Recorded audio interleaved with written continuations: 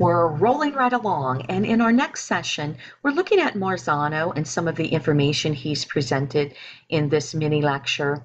And he has, and this is an article that is on Canvas, those 6 steps for it's the process of learning or teaching academic vocabulary. This is a huge packet with many examples.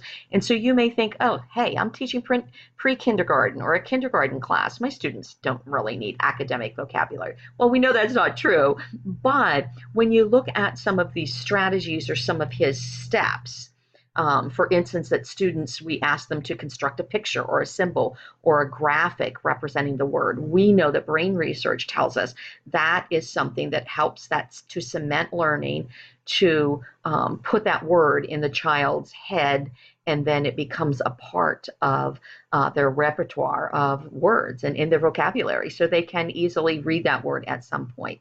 So as you go through this packet, there are many ideas. Obviously, those first few pages you're going to read, and then you're going to probably just look at some of the examples. He has the 4 squares set up a little bit differently. So I wanted to share that with you and just remind you to look that over, and you might want to download. Remember, when you take a Goucher course, there's a period of time after you're done with it that you can download, copy things, because sometimes during the course, for instance, some of the resources that I've suggested, sometimes during the course you don't have time to do that, and so you might want to do it before you finish things up. Just a reminder that you may want to make hard copies.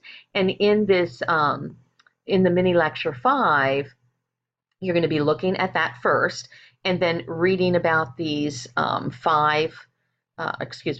different word learning strategies, just some specific things. And again, that word association, the first one, that you take a known word with a new word that was just learned, and you put them together so that students understand. And then lastly, in mini lecture 5, you're going to be watching a video clip with Marzano with some ideas. So jot down what you're thinking, your reflection and questions.